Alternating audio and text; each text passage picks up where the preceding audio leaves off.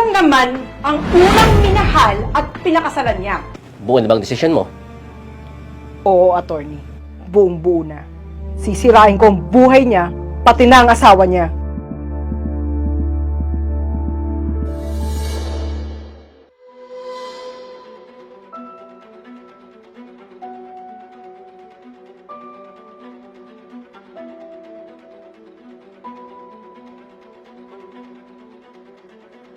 Kung ako sa'yo, matatakot na ako.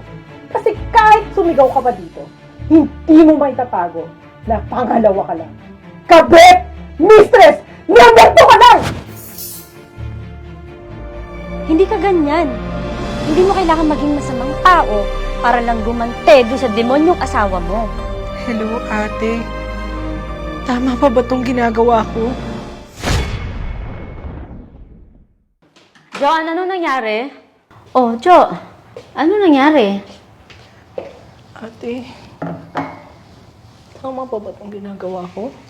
Jo, akala ko ba okay na? Bakit biglang nagkaganyan ka? Akala ko sigurado ka na.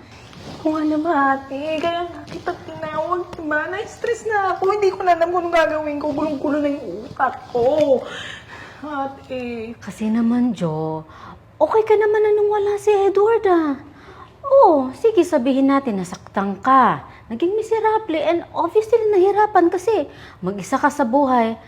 But look at you. Tingnan mo kung sino ka ngayon. Isa kang matatag na babae, magaling na ina, and I don't think you need Edward sa buhay mo. Ate, sa lumipas na 5 taon, wala naman akong panghiniling sa Diyos eh. Hindi balik niya sa amin si Edward. Na mabuo yung pamilya namin. Matnong ate, bakit? Bakit kami nauwi sa ganito? Sige, bakit? Pag sinagot ba niya yung bakit mo, tatanggapin mo na ba? Mapapatawad mo na ba? Ate, sa totoo lang, hindi ko alam.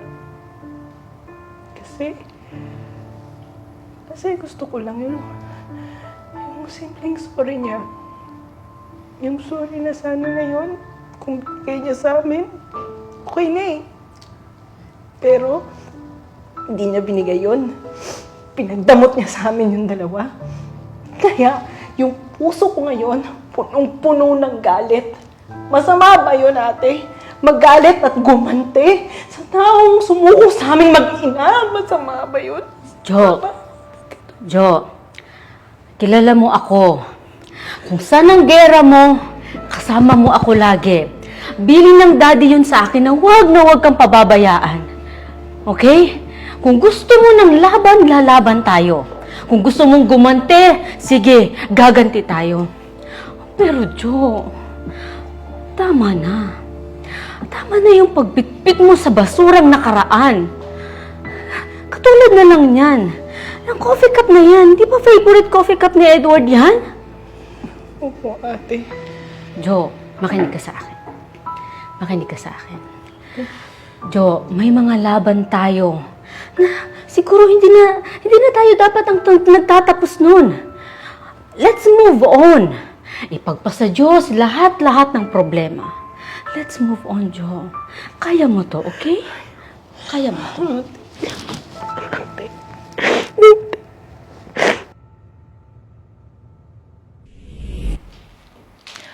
Ilang beses ko bang sinasabi sa'yo, yung babae na yan, yung sisira sa pangarap mo, pangarap ko para sa'yo. Tingnan mo, graduating ka na, ano nangyari? Nabuntis mo! Ma, di naman perpekto yung relasyon namin. Alam mo namang mahal na mahal ko siya eh. Alam ko! Kaya ka nga napakasal, di ba, na hindi ko alam? Ay, nako. Ayan na naman tayo, ma eh. Oh, babalik ako ng Negros. Aayusin ko yung legitimacy ng papa mo. Para apelyido niya na yung gagamitin mo. Ma, ayoko magpalit ng apelyido. Para namang hindi ako nag-exist dito. Parang wala ako dito sa mundo na to. Yun naman talaga yung apelyido mo, di ba? Ikaw pa yung panganay. Ikaw pa yung iba yung apelyido. Sira ka ba? Mama naman eh. Kung gusto mo, sumama ka. Ano? Sumama ka. Para ayusin natin to. Pagkatapos, binata ka uli. Walang kasal na makikita. Diba? Ayaw mo na. Ma, paano naman yung anak namin? Paano yung anak ko? Eh di parang magiging masama naman akong ama dun sa anak ko. Ikaw, choice mo yun. Depende sa'yo. Ayaw mo nun, pumili ka. Mag-alaga ng bata na umiiyak gabi-gabi o maging binata ka uli. Malay mo, may makikita ka pang mas maayos na babae dyan. Pwede ba yan, Ma? Wala naman nakakaalam nun, di ba? Ayusin natin. Saka, malay mo, meron akong mga amiga dyan na magaganda yung anak. Eh, reto pa kita, papakilala kita dun. Mga sexy, magaganda, mayayaman. Di ba?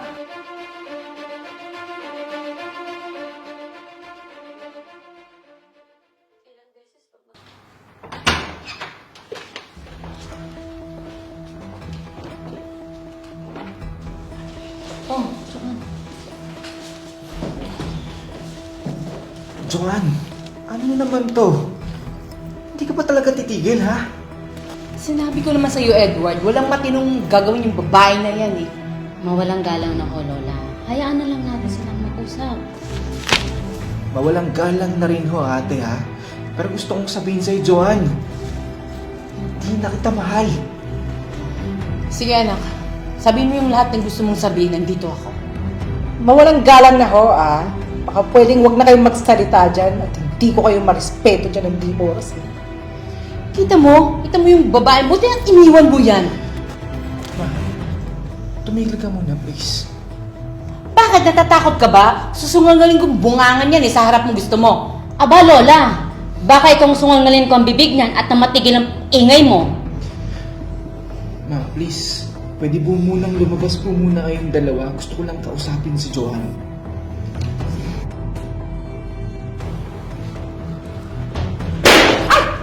Yan. Joanne, alam ko mali yung ginawa ko pero hindi naman tamang idamay mo si Priscilla sa maling ginawa ko sa'yo, di ba? Mali rin na parusahan mo kaming mag-ina dahil hindi mo kaya magpakalalaki. Kahit anong sabihin ko sa'yo, wala naman magja-justify ng mga ginagawa ko sa inyo, di ba? Oo, at sana natuto ka na. Kayo kasing mga lalaki, puro sarap lang.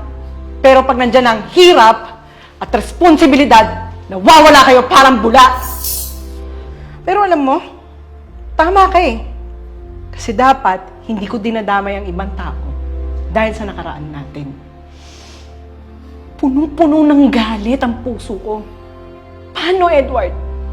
Pinalitan mo ang apelyido mo. Pati yun, pinagkait mo sa anak ko. Sabihin mo sa akin, Edward, bakit? Bakit? Hindi ko intention yun. Hindi ko gustong gawin yun.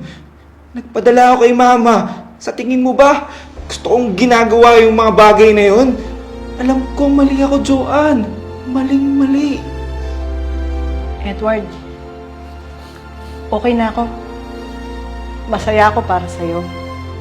Sana maging mabuting ama at asawa ka sa pamilya mo. Joanne, alam mo, minahal kita. Alam ng puso ko yan, pero si Priscilla na yung mahal ko ngayon. Ayoko man marinig mo to, pero hindi na kita mahal. Alam ko, Edward. Napatunayan na natin yan. Kaya ito, pirmahan mo na tong mga annulment papers na to. Pinapaubaya na kita sa bago mong pamilya. Paano si Kim? Ano yung anak natin? Makikita ko pa ba siya? Mahiyakap ko siya? Makakasama ko pa ba siya? Edward, huwag muna. Tsaka na, siguro sa tamang panahon. Pero, hindi muna ngayon.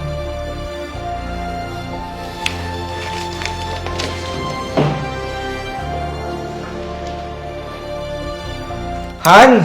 Han! Han, nandito na yung annulment papers namin ni Joanne! Han! Han!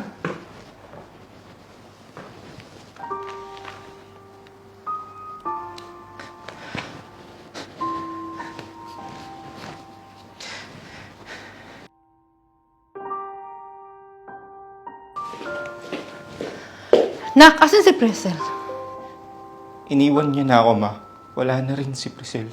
Ha? Anong nangyari? Pati siya, iniwan niya na rin ako. Kasalanan lahat ni Joan to eh. Ma, tama na! Walang kasalanan si Joanne.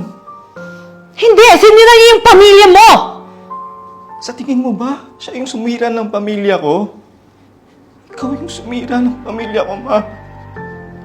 Kababastos na batang to ah. Nawawalan ka na ng galang sa akin?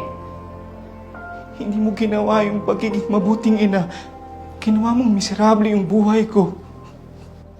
Wala ka sa sitwasyon mo ngayon, kundi dahil sa akin, Edward! Tama ka, Ma. Wala ako sa sitwasyon ko ngayon. Nasira yung pamilya ko. Kasi lagi mong inokontrol yung buhay ko. Kaya wala na sila sa akin. Masaya ka na? Hanggang sa huli, Edward. Andito pa rin akong ina mo.